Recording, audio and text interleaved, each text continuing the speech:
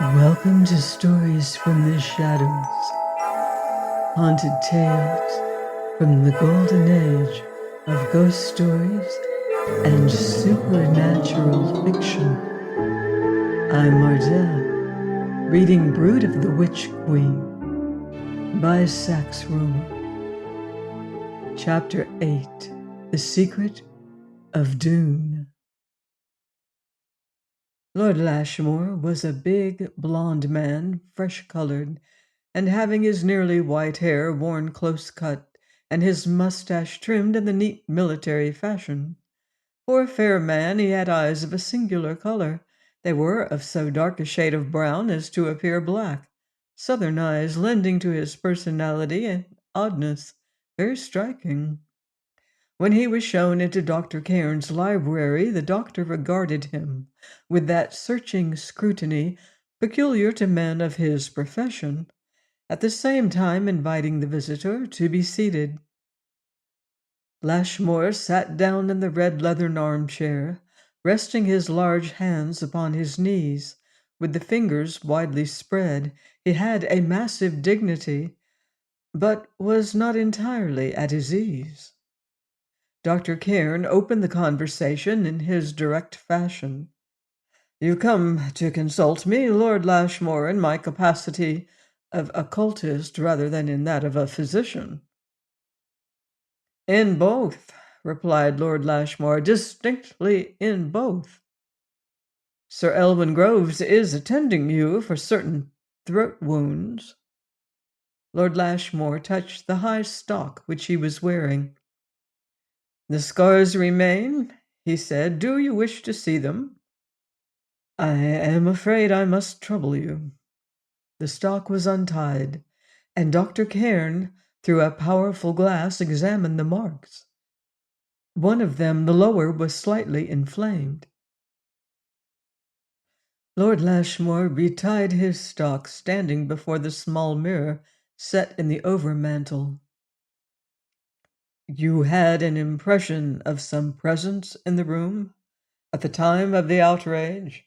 pursued the doctor. "Distinctly on both occasions." "Did you see anything?" "The room was too dark." "But you felt something?" "Hair.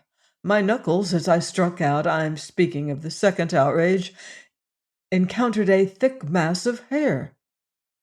"The body of some animal?" "Probably the head." "But still you saw nothing." "I must confess that I had a vague idea of some shape flitting away across the room, a white shape. Therefore, probably a figment of my imagination." "Your cry awakened Lady Lashmore." "Unfortunately, yes. Her nerves were badly shaken already, and this second shock proved too severe. Sir Elwyn fears chest trouble. I am taking her abroad as soon as possible." "She was found insensible? Where?" "At the door of the dressing-room, the door communicating with her own room, not that communicating with mine. She had evidently started to come to my assistance when faintness overcame her." "What is her own account?" "That is her own account." "Who discovered her?" "I did." Dr. Cairn was drumming his fingers on the table. "You have a theory, Lord Lashmore," he said suddenly. "Let me hear it." Lord Lashmore started and glared across at the speaker with a sort of haughty surprise. "I have a theory?" "I think so. Am I wrong?" Lashmore stood on the rug before the fireplace, with his hands locked behind him and his head lowered, looking out under his tufted eyebrows at Dr. Cairn. Thus seen, Lord Lashmore's strange eyes had a sinister appearance. "If I had had a theory," he began. "You would have come to me to seek confirmation?" suggested Dr. Cairn. "Oh, yes, you may be right. Sir Elwyn Groves, to whom I had hinted something, mentioned your name. I'm not quite clear upon one point, Dr. Cairn. Did he send me to you because he thought, in a word Are you a mental specialist? I am not. Sir Elwyn has no doubts respecting your brain, Lord Lashmore. He has sent you here because I have made some study of what I may term psychical ailments. There is a chapter in your family history. He fixed his searching gaze upon the other's face, which latterly has been occupying your mind. At that, Lashmore started in good earnest. To what do you refer? Lord Lashmore, you have come to me for advice. A rare ailment, happily very rare in England, has assailed you. Circumstances have been in your favor thus far, but a recurrence is apt to be anticipated at any time. Be good enough to look upon me as a specialist, and give me all your confidence. Lashmore cleared his throat. Oh, what do you wish to know, Dr. Cairn? He asked, with a queer intermingling of respect and hauteur in his tones. I wish to know about Mirza, wife of the third Baron Lashmore. Lord Lashmore took a stride forward. His large hands clenched, and his eyes were blazing. What do you know about her? Surprise was in his voice and anger. I have seen her portrait in Dhoon Castle. You were not in residence at the time. Mirza, Lady Lashmore, was evidently a very beautiful woman. What was the date of the marriage? 1615. The third Baron brought her to England from Poland. She was a Pole, a Polish Jewess. There was no issue of the marriage, but the Baron outlived her and married again. Lord Lashmore shifted his feet nervously and gnawed his fingernails. There was issue of the marriage, he snapped. She was my ancestress. Ah! Dr. Cairn's gray eyes lighted up momentarily. We get to the facts. Why was this birth kept secret? Dhoon Castle has kept many secrets. It was a grim noble of the Middle Ages who was speaking.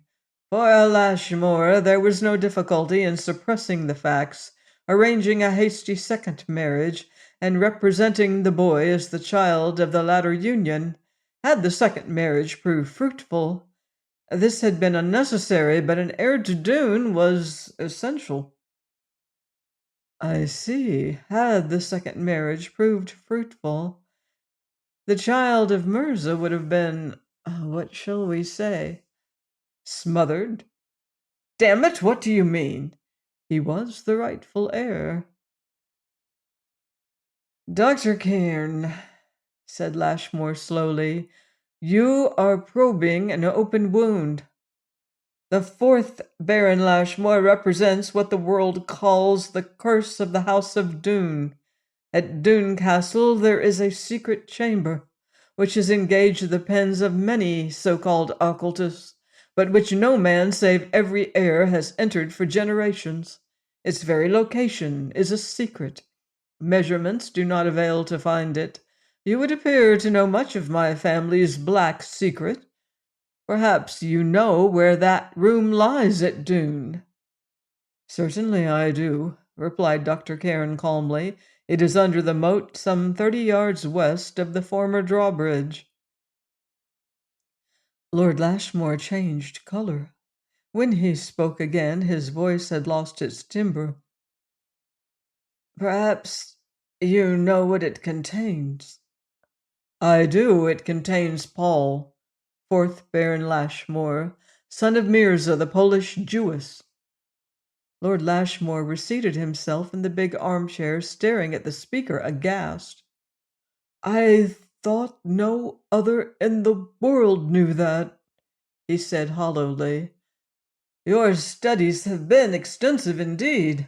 For 3 years, 3 whole years from the night of my 21st birthday, the horror hung over me, Dr. Cairn. It ultimately brought my grandfather to the madhouse, but my father was of sterner stuff, and so it seems was I.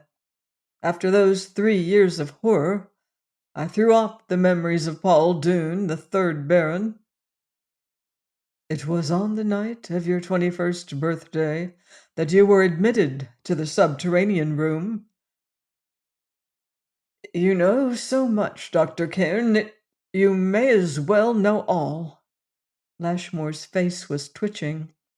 But you are about to hear what no man has ever heard from the lips of one of my family before. He stood up again restlessly. Nearly 35 years have elapsed, he resumed, since that December night, but my very soul trembles now when I recall it. There was a big house party at Dhoon, but I had been prepared for some weeks by my father for the ordeal that awaited me. Our family mystery is historical, and there were many fearful glances bestowed upon me when at midnight my father took me aside from the company and led me to the old library. By God, Dr. Cairn, fearful as these reminiscences are, it is a relief to relate them to someone. A sort of suppressed excitement was upon Lashmore, but his voice remained low and hollow. He asked me, he continued, the traditional question if I had prayed for strength. God knows I had. Then his stern face very pale, he locked the library door, and from a closet concealed beside the ancient fireplace, a closet which hitherto I had not known to exist, he took out a bulky key of antique workmanship. Together we set to work to remove all the volumes from one of the bookshelves, even when the shelves were empty. It called for our united efforts to move the heavy piece of furniture, but we accomplished the task, ultimately making visible a considerable expanse of paneling. Nearly 40 years had elapsed since that case had been removed, and the carvings which it concealed were coated with all the dust which had accumulated there since the night of my father's coming of age. A device upon the top of the center panel represented the arms of the family. The helm, which formed part of the device, projected like a knob. My father grasped it, turned it, and threw his weight against the seemingly solid wall. It yielded, swinging inward upon concealed hinges, and a damp, earthy smell came out into the library. Taking up a lamp which he had in readiness, my father entered the cavity, beckoning me to follow. I found myself descending a flight of rough steps, and the roof above me was so low that I was compelled to stoop. A corner was come to, past, and a further flight of steps appeared beneath. At that time the old moat was still flooded, and even had I not divined as much from the direction of the steps, I should have known at this point that we were beneath it. Between the stone blocks roofing us in oozed drops of moisture, and the air was at once damp and icily cold. A short passage, commencing at the foot of the steps, terminated before a massive iron-studded door. My father placed the key in the lock, and holding the lamp above his head, turned and looked at me. He was deathly pale. "Summon all your fortitude," he said. He strove to turn the key, but for a long time without success, for the lock was rusty. Finally, however, he was a strong man. His efforts were successful. The door opened, and an indescribable smell came out into the passage. Never before had I met with anything like it.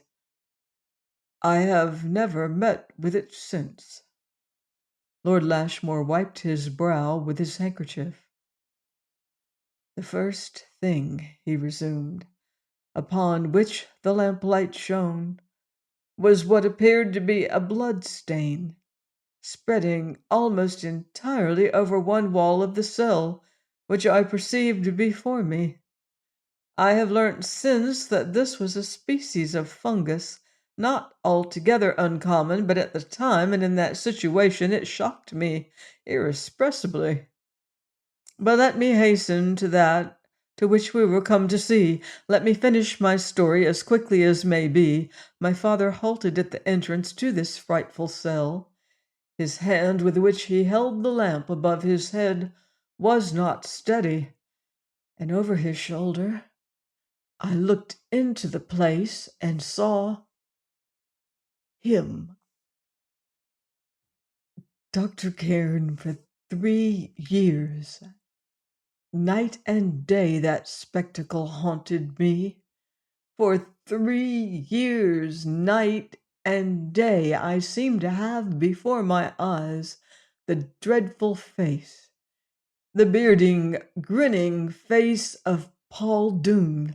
He lay there upon the floor of the dungeon, his fists clenched and his knees drawn up as if in agony. He had lain there for generations, yet as God is my witness, there was flesh on his bones. Yellow and seared it was, and his joints protruded through it. But his features were yet recognizable, horribly, dreadfully recognizable. His black hair was like a mane, long and matted. His eyebrows were incredibly heavy, and his lashes overhung his cheekbones. But the nails of his fingers— no, I will spare you, but his teeth, his ivory gleaming teeth, with the 2 wolf fangs fully revealed by that death grin. An aspen stake was driven through his breast, pinning him to the earthen floor, and there he lay in the agonized attitude of one who had died by such awful means. Yet that stake was not driven through his unhallowed body until a whole year after his death. How I regained the library I do not remember. I was unable to rejoin the guests, unable to face my fellow men for days afterwards. Dr. Cairn, for 3 years I feared the world, feared sleep, feared myself above all, for I knew that I had in my veins the blood of a vampire. Join me next time on Stories from the Shadows for more occult adventure in Brood of the Witch Queen by Sax Rohmer.